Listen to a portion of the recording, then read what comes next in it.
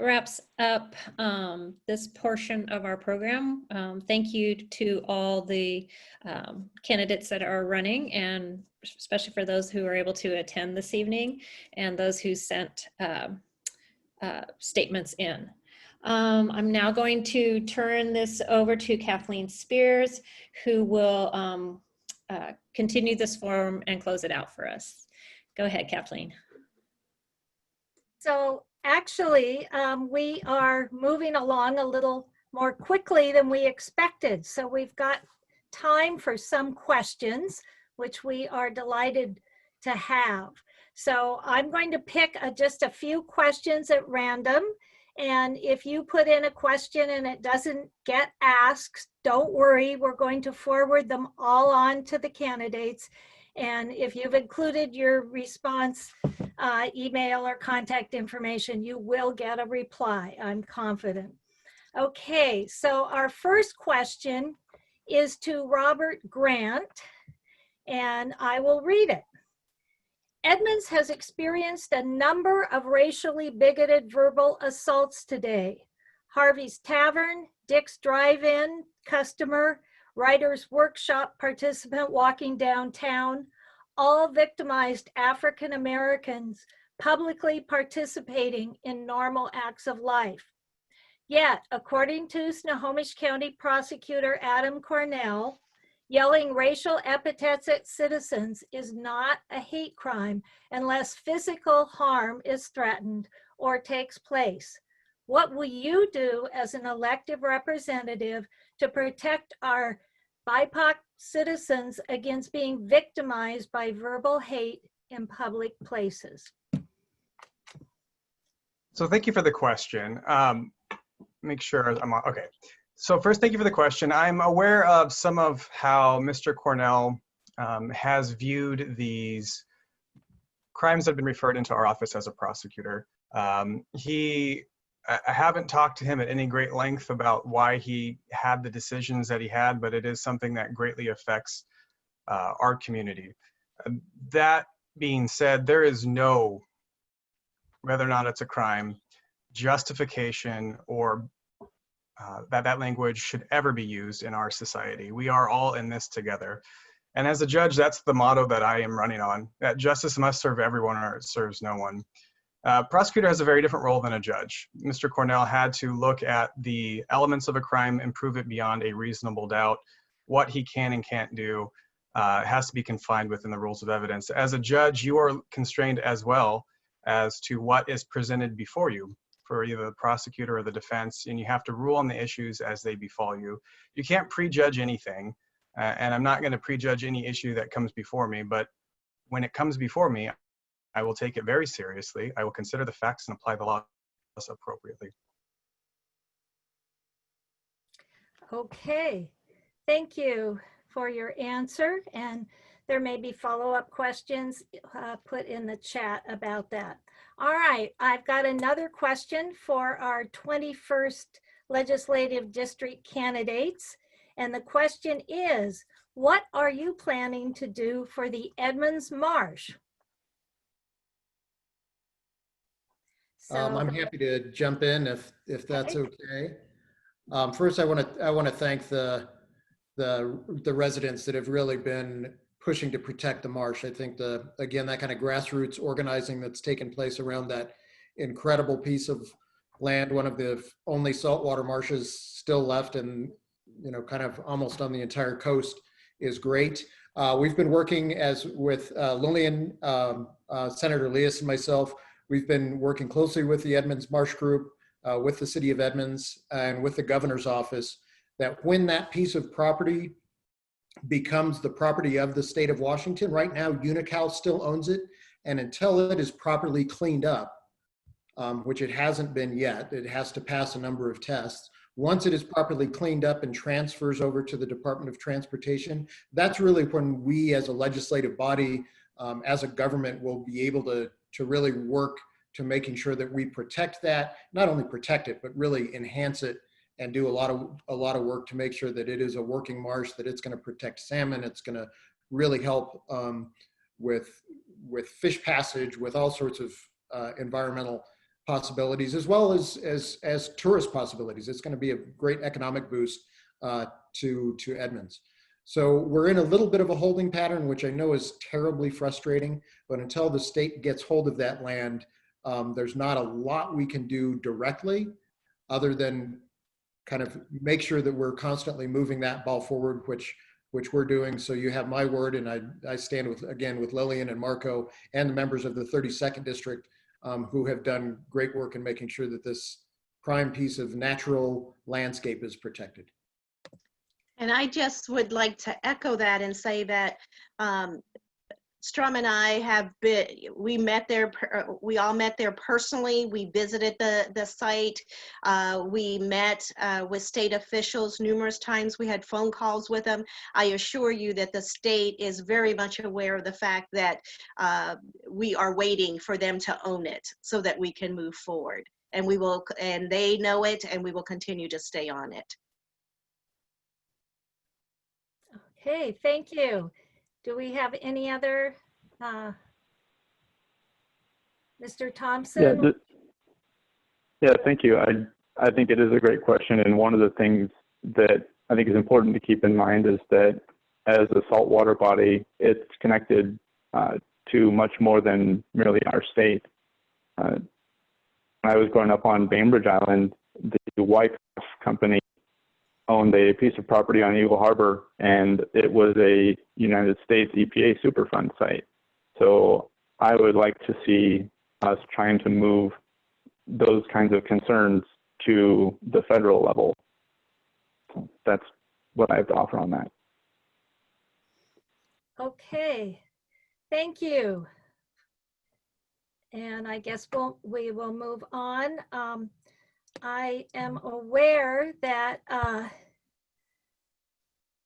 the first question was directed to Judge Grant, but Alicia Crank is here representing our other candidate. And Alicia, I would like to give you an opportunity to also respond on behalf of the candidate that you're representing. The question about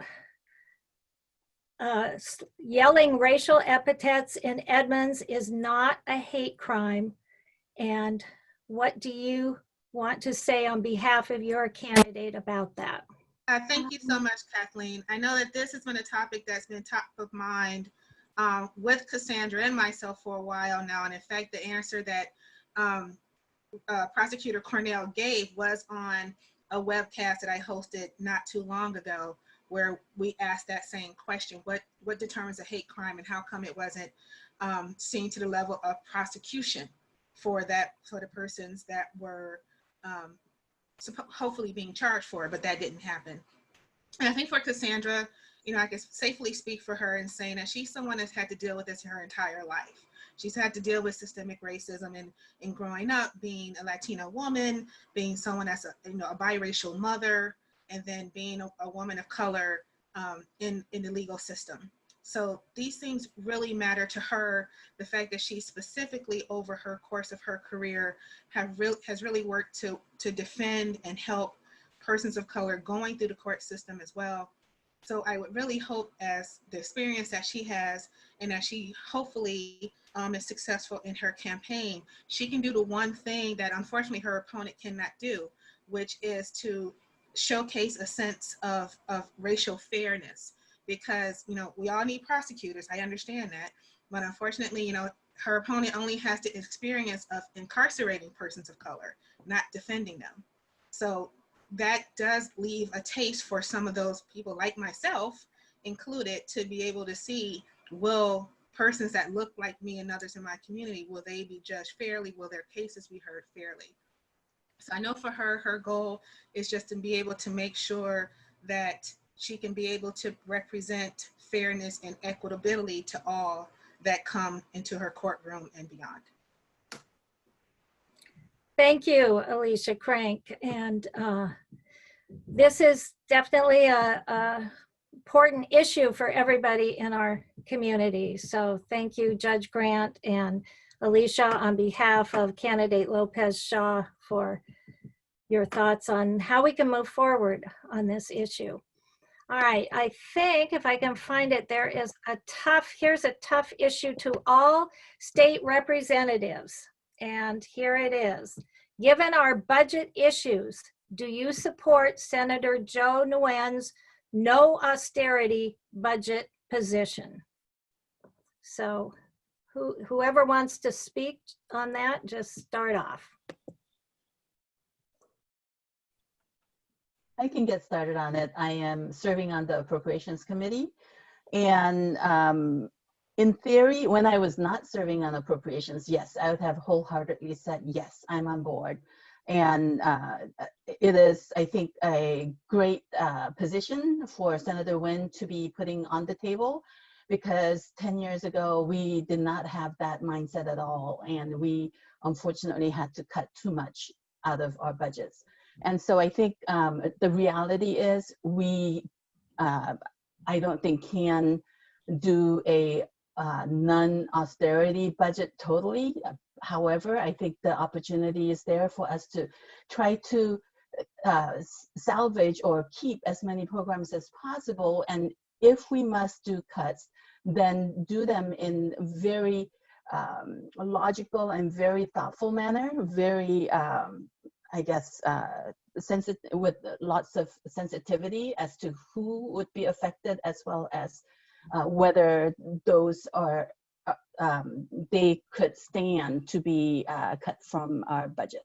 So it will definitely, I think the reality, just because of the large number of 7 billion, 8 billion, I don't think we can promise to not have any cuts at all. However, as much of keeping the programs intact will also mean that taxes will have to go up. And so then we also must take a look at who is going to be impacted by increase of, unfortunately, that's the only options we have of not progressive taxes, very regressive taxes, and increasing those. So it's going to be a very challenging session next year for sure. But I totally agree with the reason why Senator Nguyen is putting that particular position on the table. Okay, thank you. Would somebody else like to tackle this?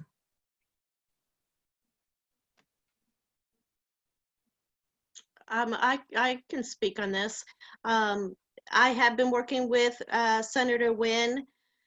It is our hope that we are going to protect the budgets of our most vulnerable people in our community. We're working hard towards that. Any budget cuts that occur would be determined by the lack of any funding that we can raise. We are currently $9.9 billion in the hole in the state of Washington. Looking forward here. And so we have to somehow, by constitution, balance our budget. And so what that means is that it's probably going to be determined by how much money we're able to raise, what areas can we cut that protect our most vulnerable people, and probably a balance of all of that. So at this moment, everything is on the table, but Senator Nguyen I'm in a bicameral group with him. We are going to push as much as we can to make sure that the very slim and slim budgets that we already have for our most vulnerable in our communities are protected above all else. And that's going to take a lot of work, and we're just going to see what shows up at the table, you know, what everything's on the table and what we're able to cultivate from all of that. Okay, thank you very much. This is Lauren. I can just add, you know, there's pretty strong economic justification to not, as an economic principle, make austerity cuts, and we learned that as my seatmate Rep. You mentioned during the last recession, that's the 30 states like Washington who made significant cuts took a lot longer to recover than the states that did not. And so that, you know, in my line of work in behavioral health and human services and social services, the needs are only increasing. And so I can speak in my little sphere of the world, trying to get really creative about how we think about revenue. So one small-ish example, but I asked legislative staff to take a look at when was the last time we increased the licensure fees on alcohol, not the taxes, which we fluctuate, but the actual fees. And the bulk of them, there's like 50 of them, and most of them had not been increased either since 1984 or 1997. And so if we were, to double those, it would generate about 16 million a year, which is not huge, but it's 16 million that we don't have to cut. And so and our budget hole is unfortunately mammoth compared to that. But I think my colleagues and I, each of our respective areas, are looking really creatively about how do we lean in and pull blood from a turnip. And we have the most amazing folks in the legislature with the brightest minds. And I'm confident that we'll be able to still lead and legislate with our values, even in the current budget crisis. Okay. Thank you very much. We appreciate all the creative thinking that's going to be taking place as we deal with our severe budget deficit. Okay, any last comments on that before I move on? Hi there. Yeah, this is Strom. I would just like to add, and I agree, we're not cutting our way out of this budget crisis. We're not taxing our way out of this budget crisis. It's obviously going to be a combination of the two. But the third really important factor is what are our federal partners going to do? The CARES Act was a big boost to the economy, not only in Washington, but around the country. But not only is the state of Washington suffering, but our local governments are really suffering as well. And they really have limited access to funds. So that's going to be a big part. So as we get to November and we look at the ballots up and down the ticket, also talk to your federal representatives about what they're working on. And certainly our representatives here in the 21st are great progressive thinkers and really trying to make sure that the federal government, which has the ability to pull us out of this disastrous economy created by the pandemic, are going to be huge players. So that's something, and I know that Lillian's been working directly with our congressional office as somebody in leadership, and we've all been doing our part to do that. So something to also think about, that it's not just here in Washington. We're not in this alone, hopefully, if we get the support that we deserve and that we should get from the feds. Thanks. Okay, thank you. I think we have time for about one more question. Before we get there, I just want to respond to a comment that was in the Q&A that deserves correction. I mistakenly referred to Robert Grant as Judge Grant, and so I just want to clarify at this time that Robert Grant and Cassandra Lopez Shaw are both candidates for the judge position. All right, so here, this last question is also another big one, and I guess we'll just open it up to whoever wants to tackle it. And here it is. Years ago, we gave Boeing an $8 billion tax break. Is it time for them to pay us back? Any comments about Boeing's tax liabilities?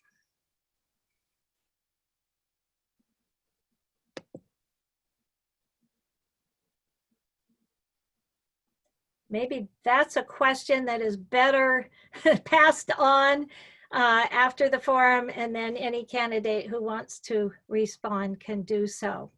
I mean, I would just like to say that, okay. Asking for it back right now, kind of logistically is probably next to impossible. I think Representative Davis talked about blood from a turnip. But I think what we take from that Boeing tax break is a huge lesson learned, that when we are trying to attract either new businesses to the state of Washington or keep businesses in the state of Washington, that it has to be a two-way street. We simply did not put in the kind of clawback language in that tax cut that we needed. So we give them a huge tax cut, and yet they still ship jobs out of state.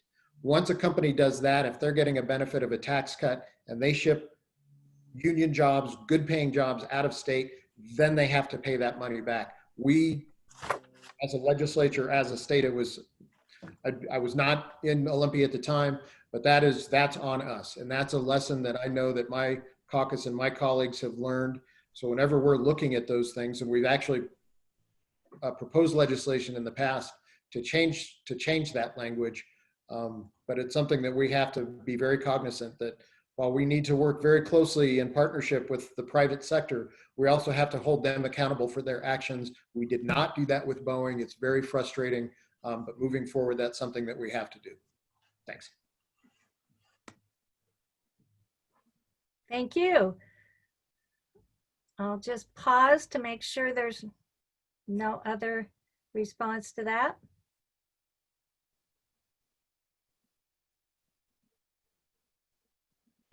Okay, I think we are ready to move towards our closing remarks. I want to thank everyone at ENAC, Edmonds Neighborhood Action Coalition, and Sierra Club who put together this event.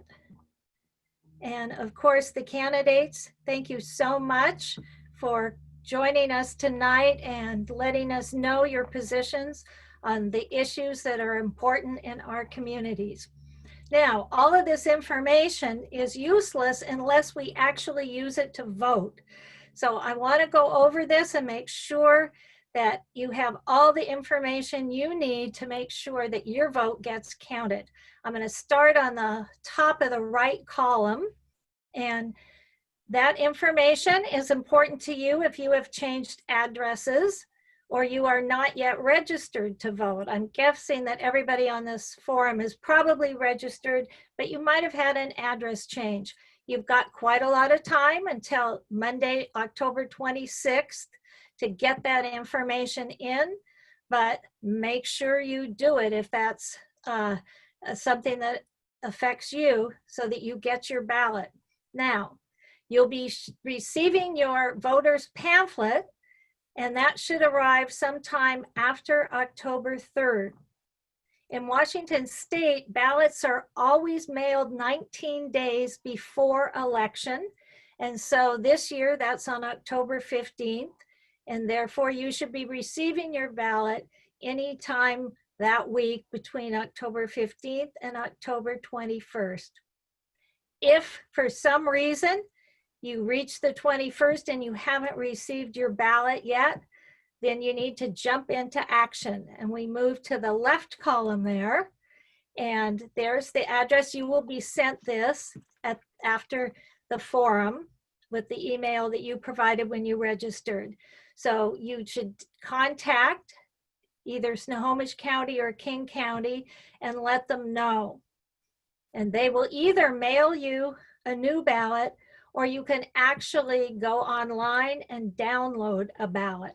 And of course, you can only vote once. So if you download a ballot or you get a new ballot and your original ballot arrives, it will be invalidated.